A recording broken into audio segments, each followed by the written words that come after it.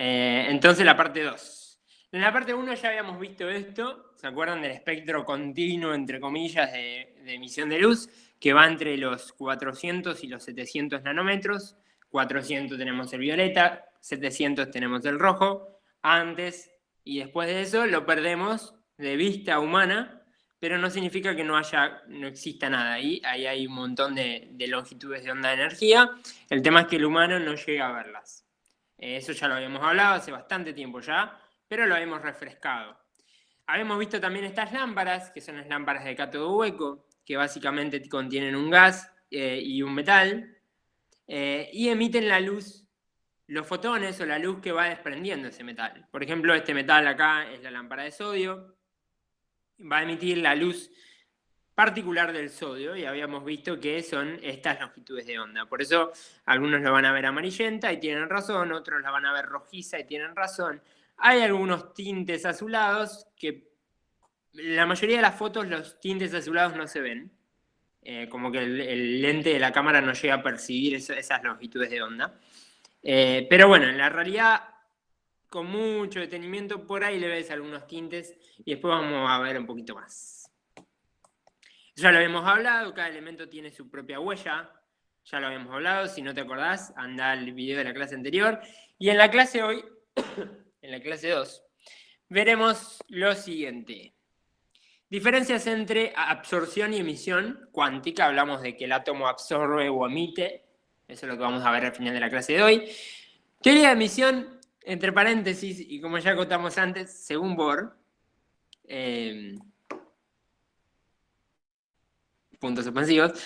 Vamos a usar un simulador para que ustedes lo usen en sus casas y puedan, si no entendieron algo hoy, usar el simulador y entender la lógica y la ciencia detrás de esto.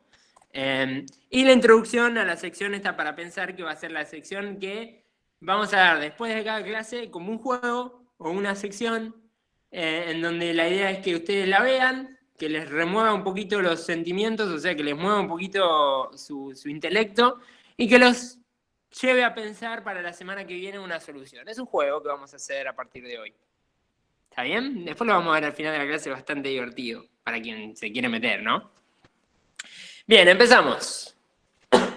Teoría inicial, teoría de emisión.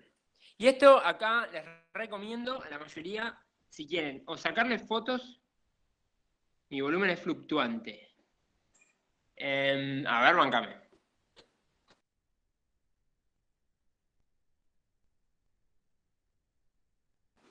Pasa que yo vivo en el campo y acá en el campo la señal la manda Telviso. Telviso es una empresa que no la conoce ni el fundador. Y bueno, a veces falla. ¿Ahí me escuchan bien?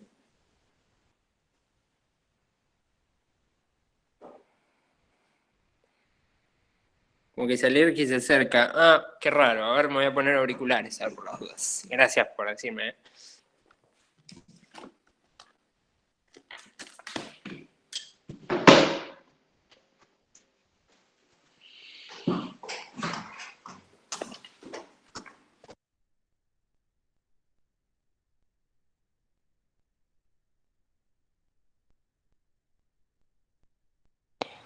A ver, ahí me deberían escuchar normal y bien.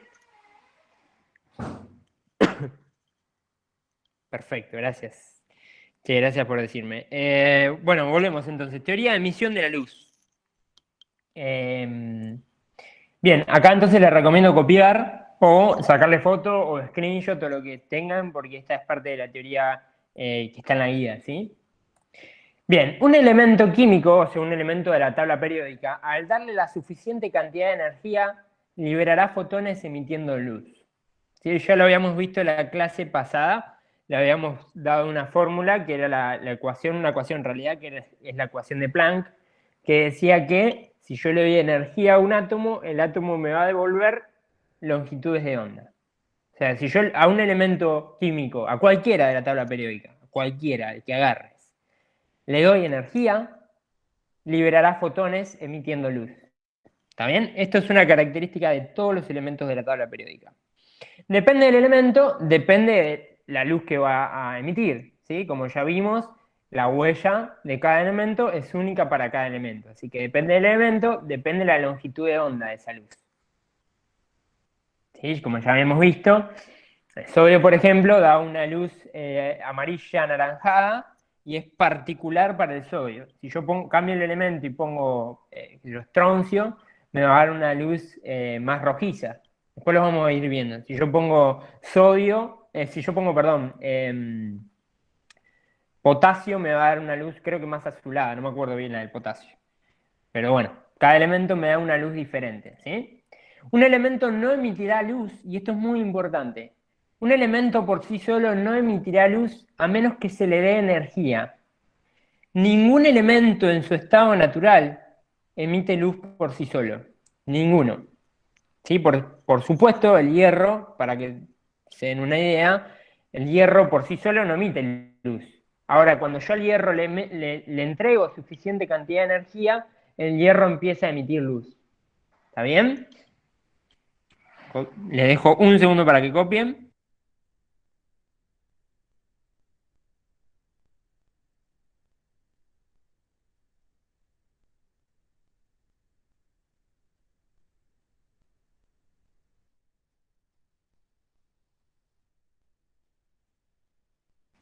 Bien, perfecto. Para que se den una idea y para mostrarle algo, ayer un profe que ahora está en taller, pero que es creo que uno de los que más sabe en el colegio del laboratorio instrumental, pasó estas fotos que están buenísimas. Este es la absorción atómica analizando calcio. Por ejemplo, una llama, esta es la llama visible, digamos, uy, perdón. Esta es la llama visible a la cámara, ¿no? Que tenemos algunos tintes rojizos, que los vemos acá abajo. Sería esta parte del espectro. Algunos tintes amarillentos. Y como ya había dicho antes, los tintes azulados en las cámaras de fotos no salen bien. Pero bueno, nada, el elemento calcio bastante lindo. Tenemos acá el estroncio, que tenemos acá muchas longitudes de onda que están en el rango del rojo, y por eso el estroncio es rojo. Como ya vimos, los espectros del azul no salen muy bien. Y en el punto tenemos acá las longitudes de onda más amarillentas, que serían estas. Si ustedes quieren jugar un poquito, pueden ir a esta página, que les voy a pasar ahora, que tiene un montón de simuladores, que acá lo van a ver, tiene básicamente la tabla periódica, y ustedes eligen un elemento, cayó el rodio, por ejemplo, y les va a dar el espectro de emisión y de absorción.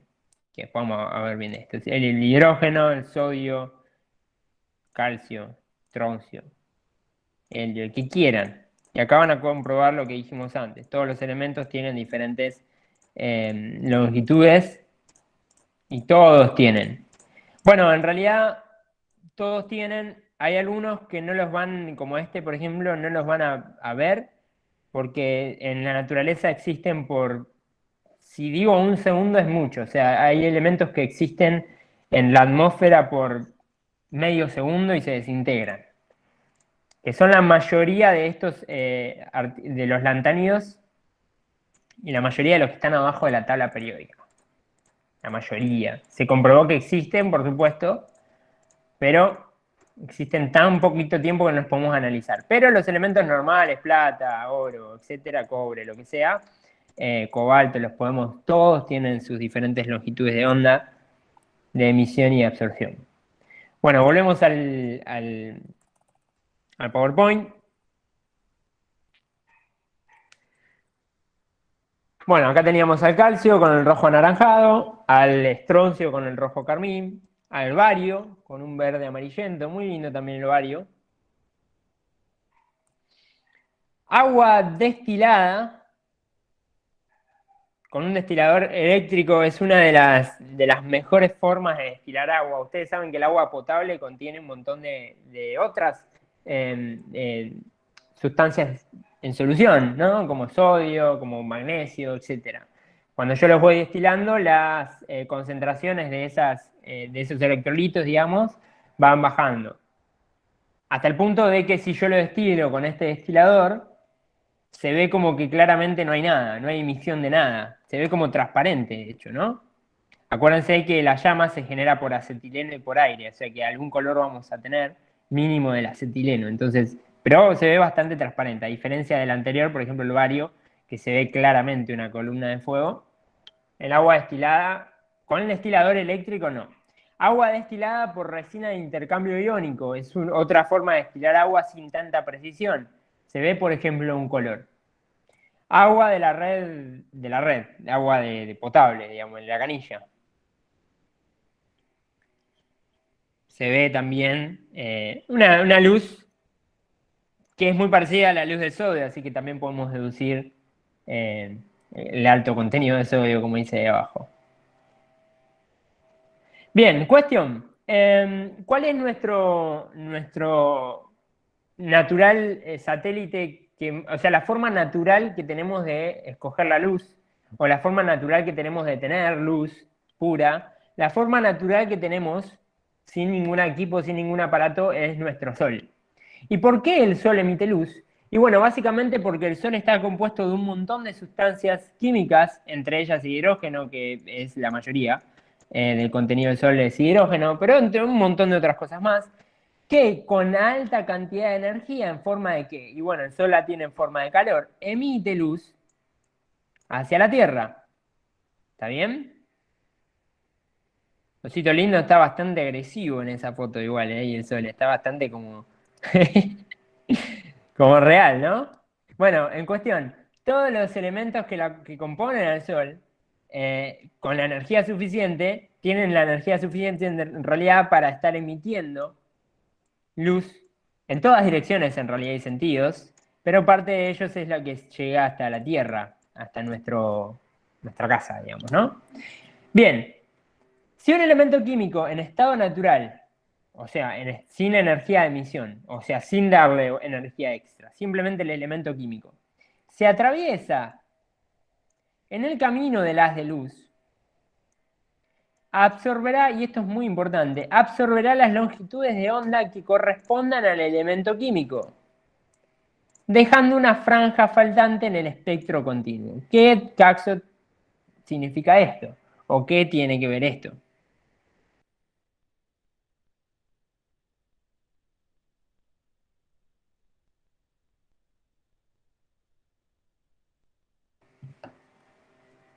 Bien, espero que hayan copiado.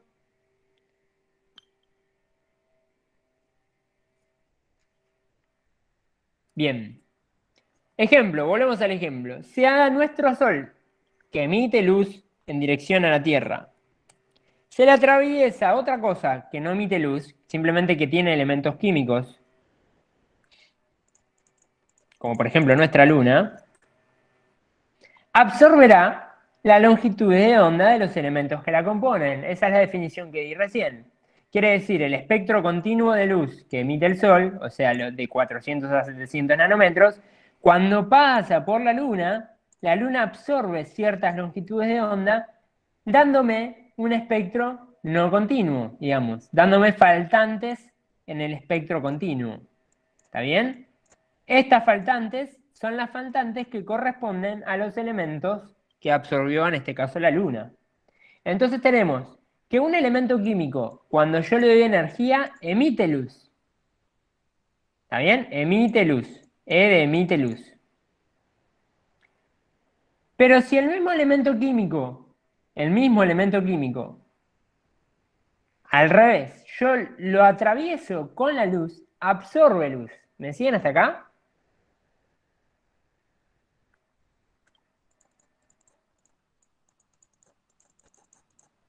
Vamos a borrar todo esto. Ti, ti, ti, ti.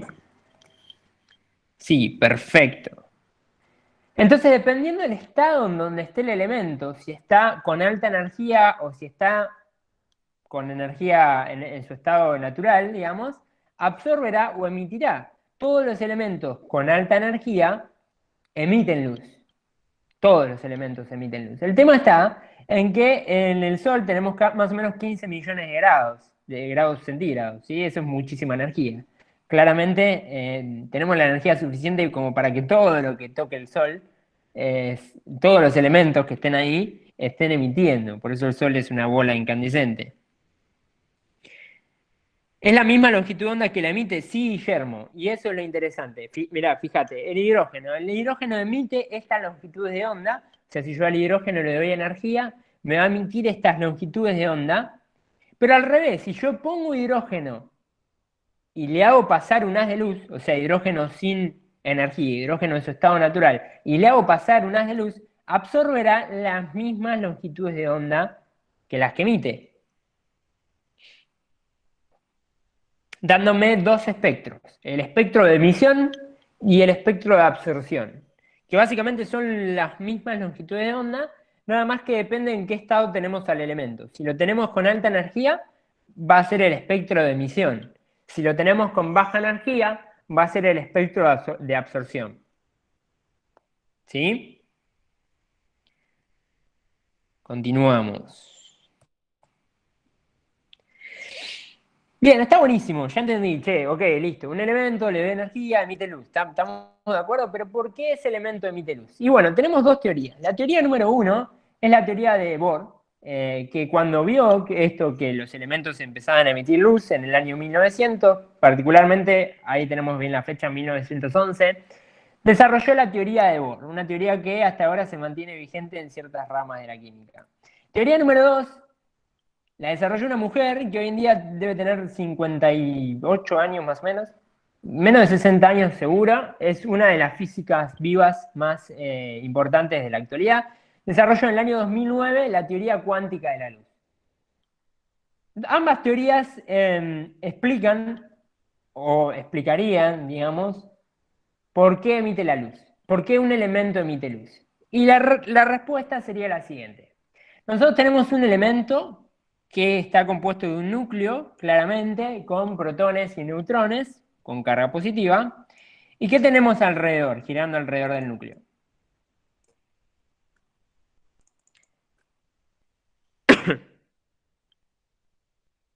Electrones con carga negativa. Perfecto. Vamos a tomar al átomo de hidrógeno, que es el más fácil, porque tiene un electroncito nada más, girando alrededor. La teoría de la luz dice que si yo a este electroncito, o sea, a este átomo, que tiene protón, neutrón y un electrón, le entrego, le hago llegar energía en forma de qué? En forma de, hay miles de formas, en forma de calor, en forma de corriente eléctrica, en forma de luz, hay un montón de formas. La cuestión es que este electroncito que está acá va a recibir esa energía y va a pegar algo que se llama salto cuántico. ¿Qué es el salto cuántico? Va a recibir esa energía y va a saltar desde el orbital donde está ahora hacia un orbital de mayor energía. Vamos a suponer el último. Ustedes saben que la energía de los orbitales va de menor a mayor, o sea, mayor energía tenemos en orbitales de mayor energía tenemos cuanto más nos alejamos, ¿está bien? Entonces recibe esa energía y salta, literalmente salta, hacia un orbital de mayor energía, un orbital que mueva mayor energía, ¿está bien? A eso se le denomina salto cuántico. Entonces, pregunta de prueba, ¿qué es un salto cuántico? Es el salto que poné ahora el grabador de voz, si querés, de WhatsApp. ¿Qué es un salto cuántico? Es el salto que hace un electrón desde el orbital más cercano hasta un orbital más lejano después de haber recibido energía. O sea, podemos decir que absorbió esta energía y realizó el salto cuántico. ¿Está bien? Hasta acá, buenísimo. Entonces lo teníamos en el orbital 1 y saltó, imagínate, al orbital 6. Empieza a girar en el orbital 6, o sea, empieza a moverse un poquito en el orbital 6, pero en algún momento, rápido, lento, dentro de una hora, dentro de un minuto, dentro de medio segundo, no se sabe cuándo, todavía, porque esto es algo en estudio, todavía es una teoría, este electroncito que recibió energía, la va a perder y va a volver a bajar de orbital. O sea, la energía que tenía la perdió. ¿Está bien? Y en el camino de perder energía, libera algo así como por arte de magia, según Bohr, libera algo llamado fotón. ¿Qué es un fotón? Luz. Si le das mucha energía, ¿se puede llegar a ir? No. Nunca se escapa de la órbita, digamos, del núcleo, pero pega un salto. ¿Sí? Entonces, teníamos al electroncito, estaba en el orbital 1, le dimos energía, saltó al orbital 6. En este ejemplo saltó al orbital 6, empezó a girar, en un momento perdió la energía y volvió al orbital 1, liberando en el camino un fotón, liberando en el camino luz. ¿Está bien?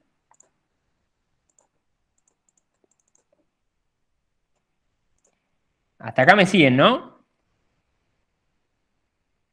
Sí, perfecto. Ahora, si la luz que libera, perdón, si el electroncito que está acá, que estaba en el orbital 6, vuelve al orbital 1, o sea, vuelve al mismo lugar en donde empezó, va a liberar luz en estas longitudes de onda, en las longitudes de onda Lyman series. Básicamente longitudes de onda que van desde el 94 nanómetros a 122. En todos los casos son longitudes de onda invisibles para los humanos, son longitudes de onda ultravioleta. O sea, si el electroncito vuelve al orbital 1, que tenemos que es el más cercano, va a liberar luz ultravioleta. Ahora, si por el contrario, en su vuelta hace una vuelta que no se llama vuelta directa. Vuelta directa sería que vuelve del 6 al 1, o sea, desde donde está a donde empezó. Eso sería una vuelta directa. Si el electroncito este va haciendo una vuelta que se llama vuelta escalonada, por ejemplo, salta del orbital 6 a donde está al 2, no al 1, salta al 2.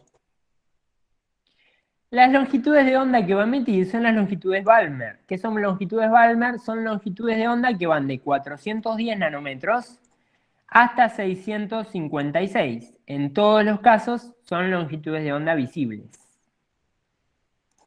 O sea, si el electroncito pasa del orbital 6 al orbital 2, me va a emitir longitudes de onda dentro del espectro visibles, colores que yo voy a poder ver con el ojo humano. Ahora, si el electroncito en el electroncito, ¿no? El electrón en el orbital 6 baja al orbital 3, me va a emitir longitudes de onda dentro del rango IR. O sea, que van desde los 1000 nanómetros a los 1875 nanómetros, que son las longitudes de onda Paschen. Entonces tenemos las Lyman, las Balmer y las Paschen. Según este señor Bohr, es totalmente azaroso. Ah, bueno, acá hay un dicho. Es totalmente azaroso saber a dónde está el electrón y dónde va a caer. O sea, a veces cae, según Bohr, ¿no? Bohr decía que a veces cae en el 1, a veces cae en el 2 y a veces cae en el 3. Entonces, cuando Bohr vivía también un científico que a la época era bastante criticado y hoy es uno de los más capos que existió en el mundo o en la historia, que se llamó Einstein. Einstein dijo, bueno, Bohr decía que era totalmente azaroso, o sea, que era cuestión del azar ver a dónde caía el electrón. Y Einstein dijo que no sabía que Dios jugaba a los dados. O sea que esa frase la van a ver seguramente en una película o lo que sea. Einstein, respondiendo a Bohr, le dijo, no sabía que Dios jugaba a los dados. O sea, como que, ¿qué? Es una cuestión de que cae donde se le pintó. Tiene que haber algo, dijo Einstein. Bueno, cuestión, para que vean esto, para que lo vean en la realidad y se lo puedan imaginar y que puedan chequearlo ustedes en sus propias casas. Hasta acá se entendió que si vuelve al orbital 1 emite ciertas longitudes de onda, si vuelve al 2 emite otras longitudes de onda, si vuelve al 3 emite otras, con sus rangos, UV visible, o sea, ultravioleta, visible, infrarrojo. Bueno, dicho esto, vamos a pasar al simulador en donde ustedes van a ver esto que yo les dije, lo van a ver en la realidad y van a poder ver por qué un electrón, por qué un átomo en realidad emite luz. O sea, esas longitudes de onda, esas barritas que vimos, están bárbaros, pero ¿por qué pasa? Y esto es muy importante para el equipo, para la absorción atómica.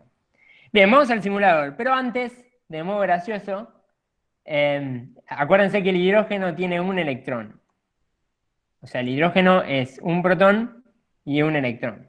O sea, un núcleo en realidad con neutrones y un protón y un electroncito. Para que se acuerden, le ponemos este chiste acá. Bueno, vamos a ir al simulador, que está acá. Este simulador se lo bajan de la página de simuladores que les pasamos la otra vez. Ahí tenemos, sé que lo van a ver medio tildadito. Es una cuestión nada, del internet y digamos, de la sala esta de Meet. Pero bueno, ahí tenemos, en el medio tenemos el núcleo y un electroncito girando alrededor. Está yendo bastante lento, pero ahí está el electroncito. Y acá ustedes tienen las diferentes teorías del átomo, ¿no? La primera teoría decía que el átomo era una bola de billar, o sea, era una bolita de pool. Después se hablaron de un budín de ciruela. Este fue bastante gracioso esa teoría, si alguno lo quiere googlear. Decían que el átomo era un budín de ciruela.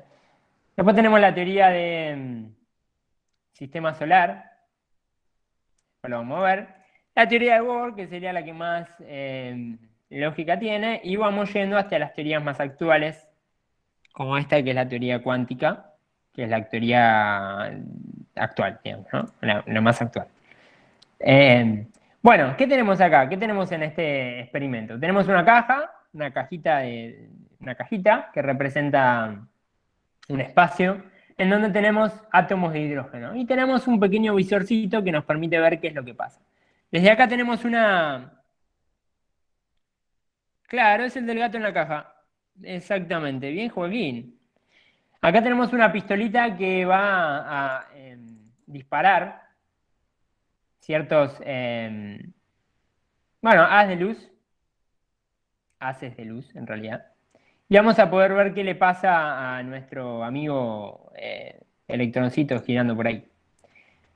Bien, disparamos luz. O sea, le damos energía a la caja con hidrógeno, energía en forma de luz. Quédense acá mirando al electrón. No pasa nada, el electrón no pasa nada. Hay ciertas... a veces le va a pegar una cierta longitud de onda, o sea, una cierta energía le va a pegar a ese electrón. Esperemos que le pegue. Ahí le pegó, hizo el salto cuántico, saltó al nivel 4, volvió al nivel 2 y me emitió acá abajo una longitud de onda en el visible. Del 2 bajó al 1 y me emitió una longitud de onda en el V. Recibió de vuelta energía, saltó, guarda que esto va muy rápido, saltó al 6, volvió al 3, en el 3 me emitió un IR. Bajó al 2, en el 2 me emitió un V, bajó al 1, perdón, en el 2 me emitió un visible, bajó al 1 y me emitió un V. ¿Lo ven? Ahí subió, bajó y en el medio liberó un fotoncito, ¿lo ven ahí? Bajó y me liberó un fotoncito, acá se va. Recibió energía, subió, bajó y me liberó acá un fotoncito en forma de luz. ¿Está bien? Subió al 6, bajó al 5, me liberó un fotón. Bajó al 2, es un visible. Bajó al 1, es un UV. Y así vamos emitiendo hasta que si le damos velocidad a esto, se nos van a ir formando acá, en nuestro espectrofotómetro de acá abajo, las rayas particulares que da el hidrógeno. Porque este es el átomo de hidrógeno. Si cambiaríamos el átomo, tendríamos diferentes líneas en diferentes longitudes de onda. Bien, esto fue como para que didácticamente lo entiendan. Entonces, ¿qué es lo que pasa cuando nosotros tenemos la absorción atómica? Volviendo en sí al equipo. Nuestra absorción atómica lo vamos a separar bien y lo vamos a desglosar bien la clase que viene, o sea, lo vamos a separar todo el equipo por partes, vamos a hablar de las partes que lo componen y demás. Pero la absorción atómica analiza, como habíamos visto la vez pasada, analitos, elementos de la tabla periódica, siempre y cuando estos elementos estén en solución líquida. Entonces habíamos hablado de que, por ejemplo, acá en el matracito que estamos introduciendo a la absorción atómica, vamos a suponer que tenemos sodio, suponete que tenemos sodio, el sodio entra a la absorción atómica, se mezcla con acetileno, que le da muy alta temperatura, y aire, que ayuda a que el acetileno se prenda fuego, básicamente. Se prende fuego el acetileno, genera muchísima energía, la suficiente como para que el sodio emita luz. Acordate que según Planck, si yo le doy energía al átomo, el átomo me devuelve una longitud de onda. O sea, tenemos una especie de solcito casero. ¿Sí? Tenemos un lugar en donde tenemos muchísima energía, la suficiente para que el átomo emita luz. ¿Está bien? Una especie de sol. Lo tenemos acá. Entonces, ¿por qué? A la respuesta que habían hecho, creo que en la primera clase, ¿por qué ese equipo funciona con fuego? En realidad no es que funcione con fuego, sino que utilizamos la energía calórica para hacer para poder tener la energía suficiente para que los átomos cumplan con la energía suficiente para que emitan luz. También es una especie de solcito casero. Por supuesto no vamos a tener 15 millones de grados en el laboratorio porque prendemos fuego todo. Tenemos ahí en ese lugar, en este lugar del mechero, ronda los 2000, 2500 grados, que igualmente es bastante y que para átomos como sodio es suficiente para que emitan luz. Para hacer la atomización, digamos, y que el electrón haga el salto cuántico, todo lo que yo les expliqué recién. Entonces, método de emisión atómica. ¿Cómo funciona el equipo? Y lo vamos a ver varias veces en estas clases. La primera va a ser esta. El equipo funciona con combustible, como ven acá, que en este caso nosotros usamos acetileno, o en las primeras clases vamos a usar acetileno. Puede ser óxido de nitrógeno o otro combustible, pero vamos a quedarnos en acetileno. Y aire. Esto entra hacia el quemador, que sería esta parte. El acetileno y el aire se mezclan, le damos una chispa, eso genera muchísima temperatura, la suficiente como para introducir acá un analito. Sí, perdón que está en inglés, pero dice muestra, un analito muestra en no sé qué es Vickers. Pero supongo que será en solución. Y si no es en solución, se los digo yo. Un analito en solución.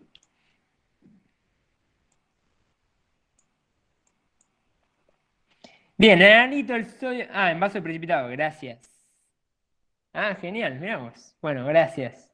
El analito entra al sistema, se encuentra con temperatura, tanta temperatura que empieza a emitir luz. Emite luz en todas direcciones.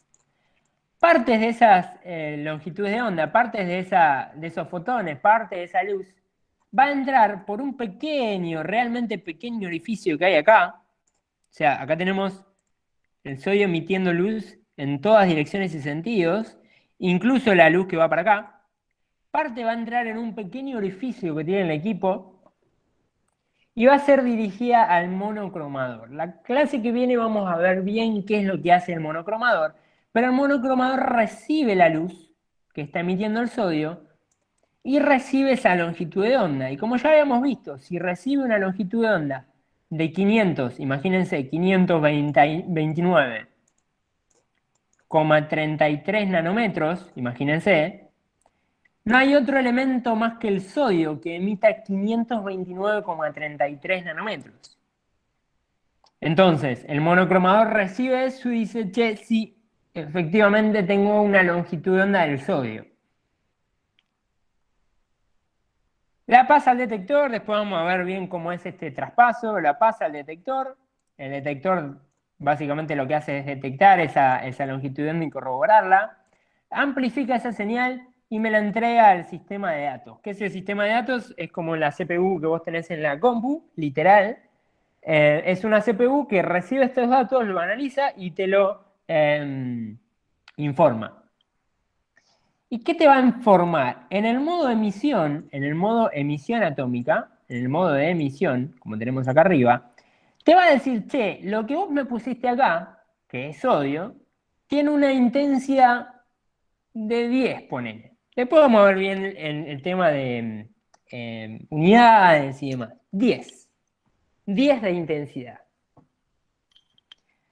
Ahora tengo una pregunta. Si yo saco este vaso de precipitados, lo saco, y pongo otra solución que también contenga sodio, pero el doble de concentración, ¿la intensidad va a ser mayor o menor?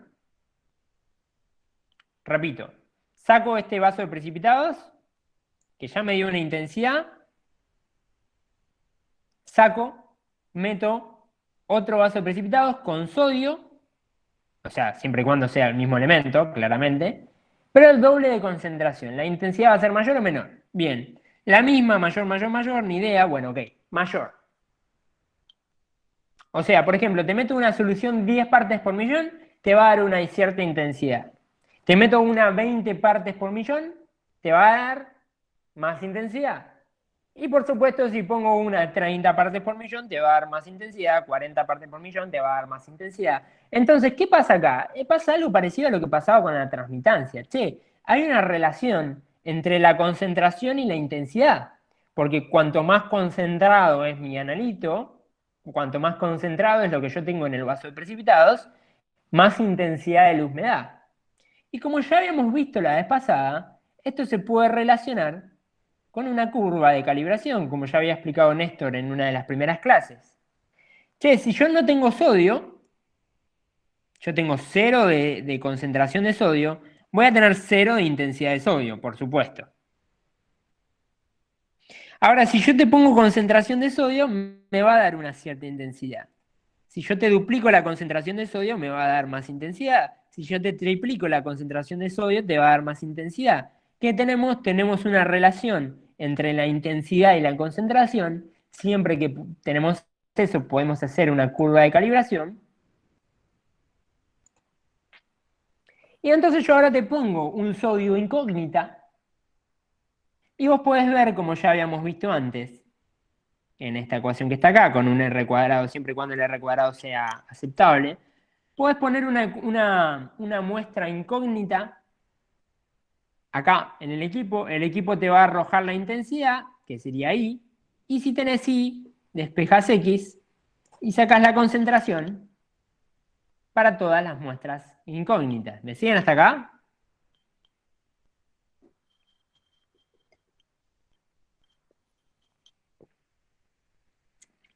Bien.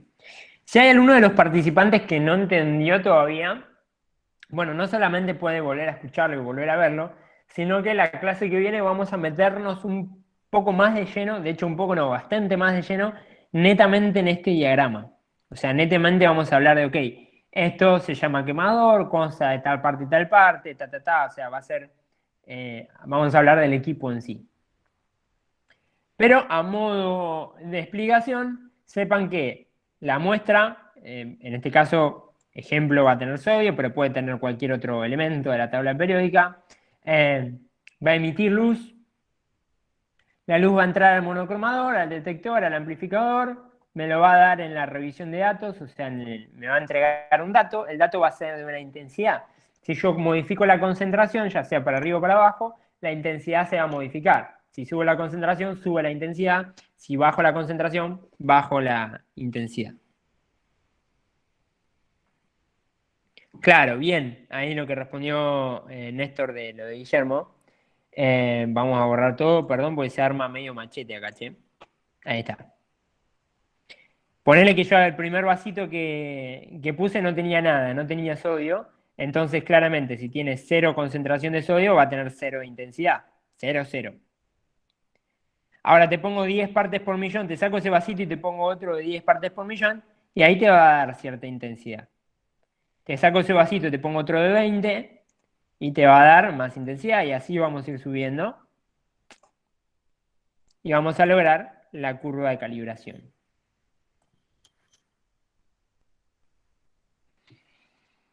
Hasta acá vamos bien. Ahora tenemos un problema.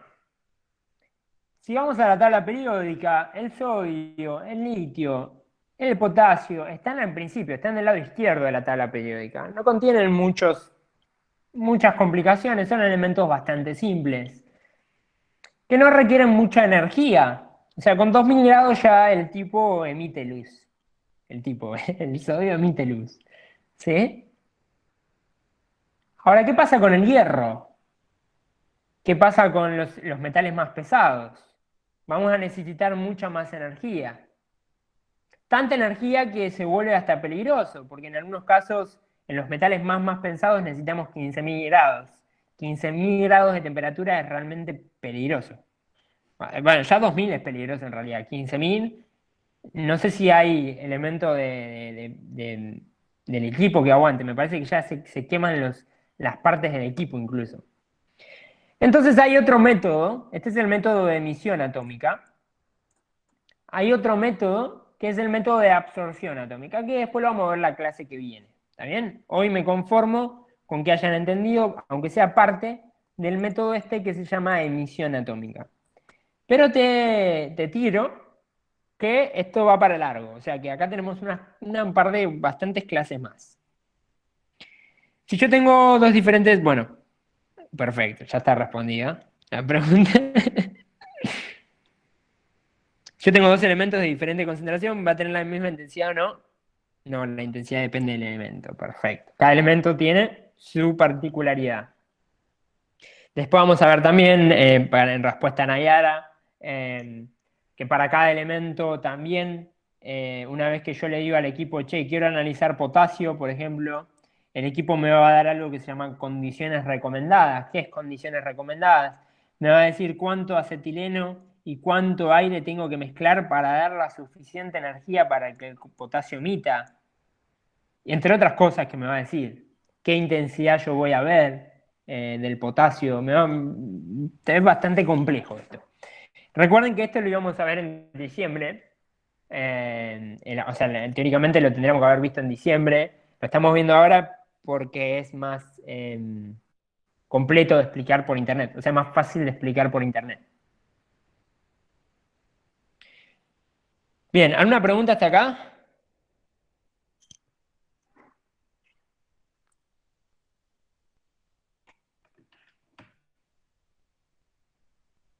No, de Juanpe.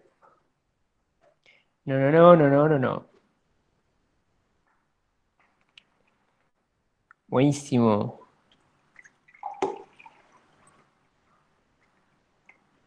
Buenísimo. Bueno, sigamos. Y ya estamos entrando al final, ya estamos llegando al final. Para los curiosos, esta es la sección para pensar.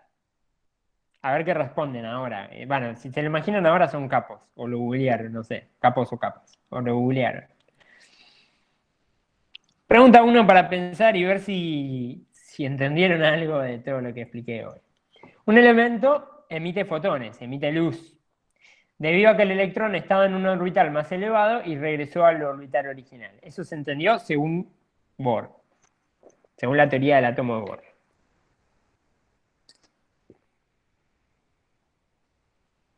Eso es verdad, o sea, eso está comprobado. Bien, entonces, ¿por qué nosotros al comprar una lámpara, el fabricante nos indica que aproximadamente va a durarnos 2000 veces o darnos 2000 arranques? Acuérdense que la lámpara ya habíamos visto que es un tubo de vidrio sellado que adentro contiene un gas. A ese gas se le da energía, el gas empieza a emitir luz. O sea, el gas hace estos saltos cuánticos y va saltando de un orbital a otro. ¿Qué pasa después de 2000 arranques? ¿Se queda sin gas? ¿El gas se escapa? ¿Se quema? ¿Qué pasa después? Bien, vamos a tomar lo que dice Natalia. Se gasta la energía del gas. Vamos a tomar lo que dice Natalia y acá vamos a debatir. Che, son la cantidad de cuentos que puede hacer, pero en realidad el salto cuántico no consume energía. Simplemente, o sea, yo le doy energía a un orbital, el electroncito salta y después vuelve. El electrón siempre va a estar ahí. O sea, el electrón siempre está. O sea, el electrón no lo vamos a perder al electrón. El electrón no se pierde. puede dar saltos cuánticos cuantas veces se le cante la gana, en teoría, según Bohr. Termina la vida del elemento. No, eso es imposible. Es imposible, el gas siempre está ahí, el gas no se consume. No, ya te di una de las respuestas. ¿Se queda sin gas? No. ¿Se gastan los sanocicatos? Es muy. Podría ser, Guillermo, es muy poco probable en realidad. Es poco probable. Por una lámpara de gas es poco probable. O sea, una lámpara que contiene adentro un elemento químico. Es poco probable y el gas nunca se acaba. El gas nunca se acaba. Ahí te tiré una punta. Ajá, hay que pensar. ¿Tiene que ver con lo del elemento de Bohr? ¿El modelo de Bohr está mal? No, sí, más o menos. Tiene que ver con que esto requiere. Es una respuesta que Bohr no pudo dar entre ellas. Segunda pregunta, para pensar. ¿Cómo se aplica la teoría de Bohr si el átomo contiene más de un electrón? ¿Puede haber muchos saltos cuánticos a la vez? ¿Qué se imaginan? Che, tenemos un átomo, por ejemplo, este. Este electroncito que está acá, este que está acá. Ya entendimos, en el átomo de Bohr era fácil porque teníamos solo un electrón. El electrón salta y está todo bien, pero en este, que tenemos dos electrones, ¿pueden saltar los dos a la vez? Tiene una vida programada porque vivimos en un sistema capitalista. Bueno, no tiene que ver el capitalismo acá. Tiene que ver la química. Supongo que depende de qué orbital le pegue, tienen formas no esféricas la mayoría, supongo que sí. Hay una cantidad determinada de fotones para un elemento. Ah, vamos Emiliano, por ahí viene. ¿Gastaría el doble de energía? No, Joaquín, en respuesta a Joaquín consumiría, o sea, necesitaría el doble de energía para saltar, pero una vez que salta, salta. Y otra pregunta que te digo es, che, este electrón, o sea, los electrones se repelen entre sí, eso estamos de acuerdo. Química de tercer año, o sea, los electrones se repelen entre sí. Este electrón que da el salto cuántico, ¿vos pensás que puede llegar a caer acá? Teniendo otros dos electrones que básicamente lo van a cagar a tiros. ¿Sí? Si lo ven llegar, apenas lo ven llegar, ya le están. No lo van a dejar entrar. Cae a uno más alto, vamos ahí a lo de Guillermo. Che, buenísimo. Cae a uno más alto. Vamos a suponerle al tercero. Vamos a suponerle que pasa del primero al tercero. En el tercero había menos electrones, está bárbaro. El tema es que después, cuando pierde la energía, porque la va a perder, cuando pierde la energía, ¿a dónde vuelve? Si vuelve al segundo, estamos en la misma, no lo van a dejar entrar al segundo. El segundo es imposible. Y si vuelve al uno, va a emitir en el rango UV, en el rango ultravioleta. Sin embargo, yo tengo elementos que me están emitiendo en el visible. O sea, tengo elementos que, según la teoría, están cayendo en el 2, cosa que es imposible. Ajá. Sí, Joaquín, ponele que te hago un salto cuántico del primero al sexto orbital. Ponele que me fui al sexto. El tema es que cuando vuelvo tiene que caer en el 2, porque en el 2 es donde me emiten el visible. Volvamos un poquito para atrás. El 2, acá, es el que me emite las longitudes de onda visible. Acordate que todos los elementos, o en realidad la mayoría de los elementos, volvemos bastante para atrás, la mayoría de los elementos me emiten en el visible, de hecho, casi todos los comprobados. Pero bueno, se la dejo para pensar para la clase que viene. Si alguno tiene ganas, si alguno está aburrido en esta cuarentena, sé que tienen TPs que hacer y demás. Si alguno está aburrido en la cuarentena y quiere googlear o youtubear, ¿qué onda con la teoría de la luz? Y respuesta a estas preguntas. La idea es un poco también incentivarlos a ustedes a que se metan un poco y sepan que tanto Bohr como la teoría que nosotros expliquemos acá son teorías, se llaman teorías. ¿Por qué se llaman teorías? Porque creo que es así. Y mi explicación se acerca a explicar la realidad, pero no la termina explicando. La realidad real es que acá lo tenemos, esto es una predicción. Si vamos al experimento real, no tenemos idea qué pasa acá adentro, o en realidad hay controversia entre los científicos de qué pasa acá adentro. Lo que sí sabemos es que después de X cantidad de tiempo de que le estuvimos bombardeando a este electrón, me va a liberar esto, fotones. ¿Qué pasa acá adentro? Y bueno, está en debate todavía. Hay ciertas cosas que todavía no comprendemos. Y está bueno este laboratorio en sí porque habíamos empezado ahí se libera la foto, mira. Cuando empezamos el año dijimos que este es el laboratorio más tecnológicamente avanzado que tenemos en el colegio. Y es porque estamos hablando de cosas que todavía no terminamos de comprender. Entonces acá es donde ustedes empiezan a tener criterio científico y ojalá dentro de 20 años, como dije, me contactan ustedes, che, ¿te acordás de mí? Tomamos clases en el 2020 en cuarentena. Che, descubrí qué pasa en el átomo. Y lo descubren y se hacen millonarios. ¿Es por la nube electrónica? No, Santiago. O sea, la nube electrónica es que en este espacio por ahí anda. O sea, tenemos un espacio en donde el electrón está. ¿Qué pasa ahí adentro? Y bueno, todavía está en debate. Según Bohr, lo que pasa es esto. Según De Broglie, lo que pasa es otra cosa. Según el tipo este alemán, de apellido bastante complicado, lo que pasa es otra cosa. Entonces depende a quién le crea. Pero ustedes no crean a ninguno, lean los tres y saquen sus propias conclusiones y criterios.